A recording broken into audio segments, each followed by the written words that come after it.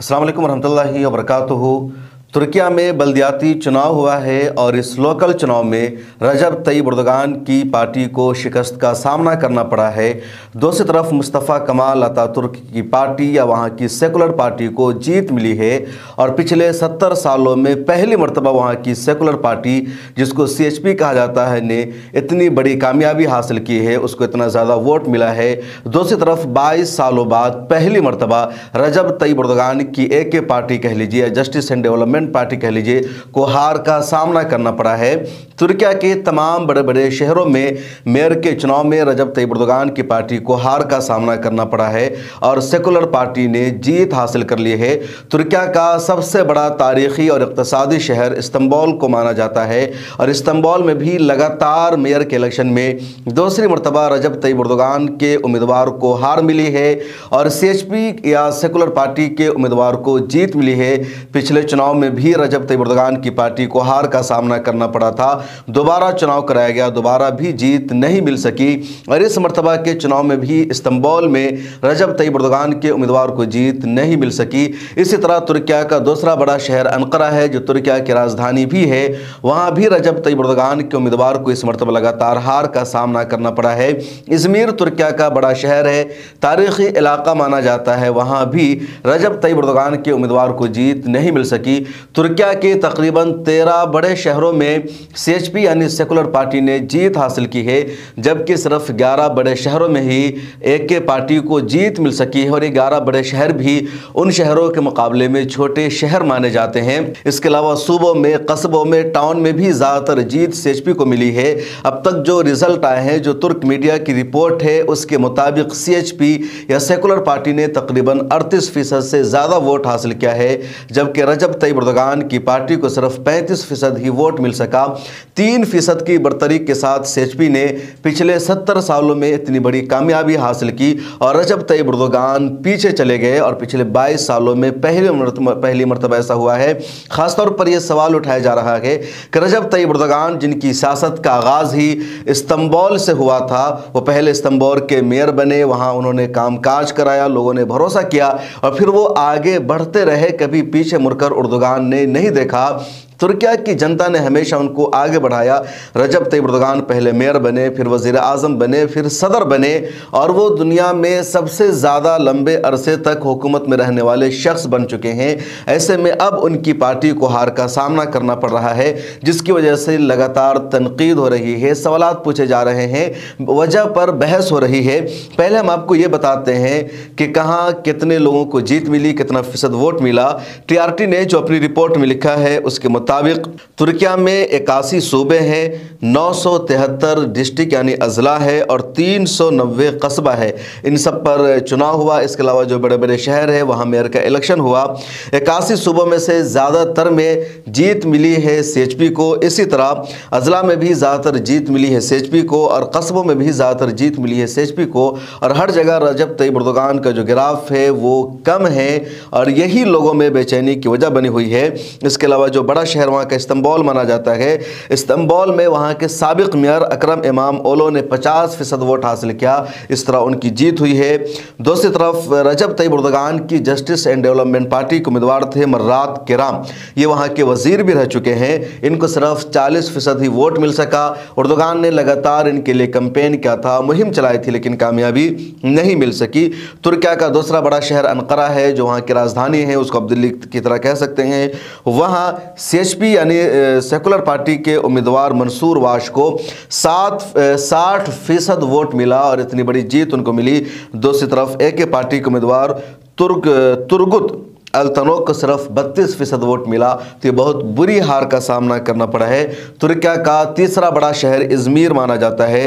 Izmir में CHP के उम्मीदवार जमील तोगाय को 48% वोट मिला है और एर्दोगान के उम्मीदवार हमजा दाग को सिर्फ 37% वोट मिला है।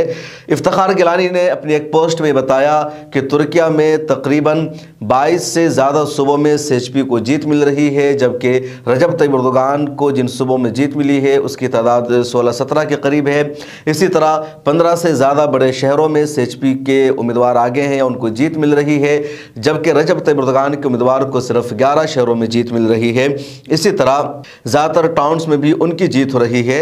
इंताकिया का जो एरिया है, जो बहुत बड़ा गढ़ माना जाता था रजब तैयब एर्दोगान का, वहाँ भी रजब तैयब एर्दोगान की पार्टी को पहले जैसी कामयाबी नहीं मिल सकी। सेकुलर पार्टियों की जीत हो जाने के बाद जो आवाम है वो जश्न मना रही है तुर्किया के मुख्तलिफ इलाकों में, खासतौर पर इस्तांबुल में, और ये नारे लग रहे हैं कि तुर्किया सेकुलर था और सेकुलर रहेगा।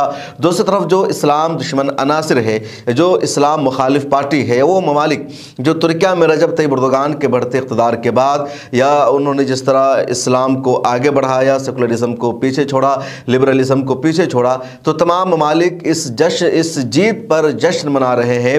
तुर्किया के अपोजिशन को या कह लीजिए सेकुलर उम्मीदवारों को, सेकुलर पार्टी को मुबारकबाद का मैसेज भेज रहे हैं। इजराइल की तरफ से मैसेज आ रहा है, जो दुनिया का सबसे बड़ा इस्लाम दुश्मन मुल्क है। इसी तरह मैसेज आ रहा है हॉलैंड की तरफ से, इस तरह के देशों की तरफ से। रजब तैयब एर्दोगान का कहना है कि अवाम की जीत है, ये हार ज़रूर हुई हमारे कुछ उम्मीदवारों की, लेकिन तुर्किया इसी तरह आगे बढ़ेगा। हम तरक्की के मैदान में काम करेंगे, हम विकास पर नज़र रखेंगे, मुल्क की मैशत को बेहतर बनाएंगे। एक अहम सवाल कि आखिर रजब तैयब एर्दोगान की इतनी बड़ी हार कैसे हुई, क्योंकि 22 सालों बाद एर्दोगान की हार हुई है। 22 सालों में लगातार हर एक चुनाव में एर्दोगान को जीत मिलती रही है, दूसरी तरफ सेकुलर उम्मीदवारों की हार होती रही है। कुछ लोग तज्जिया करते हुए कह रहे हैं कि रजब तैयब एर्दोगान ने मसले फ़लस्तीन पर उस तरह फोकस नहीं किया जिस तरह उनको करना चाहिए था। रजब तैयब एर्दोगान ने गज़ा के लोगों की, हमास की उस तरह मदद नहीं की जिस तरह उनको करनी चाहिए थी, जिस तरह दुनिया भर के अवाम की उनको उम्मीद थी। इसी तरह रजब तैयब एर्दोगान ने इजराइल से रिश्ता ख़त्म नहीं किया, बल्कि इजराइल से सफारती रिश्ता कहीं ना कहीं बाकी रखा। कुछ सामान भी इजराइल को भेजा जाता रहा तुर्किया की तरफ से। यही सब वो असबाब है, यही सब वो वजूहात है जिसकी वजह से तुर्किया की अवाम इस वक्त रजब तैयब एर्दोगान से बदजन हो गई और इनके उम्मीदवारों को वोट करने के बजाय उसने सेकुलर उम्मीदवार को वोट किया है। लेकिन इस नैरेटिव पर या इस रुख पर कुछ लोग सवाल उठा रहे हैं और कह रहे हैं कि अगर ये बात है कि रजब तैयब एर्दोगान से लोग नाराज़ है कि उन्होंने मसले फ़लस्तीन में हक अदा नहीं किया, तुर्की की सेना को गज़ा पट्टी में नहीं भेजा, तुर्की से हथियार हमास की मदद के लिए नहीं भेजा, इस वजह से लोगों ने CHP को वोट किया है, सपोर्ट किया है, तो CHP तो और ज़्यादा इजराइल की सपोर्टर है, फ़लस्तीन के ख़िलाफ़ है। फ़लस्तीन के ख़ात्मा में और इजराइल के क़याम में मुस्तफ़ा कमाल अतातुर्क जैसे लोगों का रोल रहा है, क्योंकि उसी ने खिलाफत उस्मानिया के ख़ात्मा में अहम किरदार अदा किया था। और अभी भी जब जीत हुई है इस पार्टी की, तो इजराइल से मुबारकबाद का मैसेज आ रहा है, कंग्रेचुलेशन आ रहा है, तो ये तो और फ़लस्तीन को नुकसान पहुंचाएंगे और ये बात वहाँ की आवाम को अच्छी तरह पता है। इसलिए जो लोगों ने वोट किया है फ़लस्तीन के मुद्दे पर वोट नहीं किया है।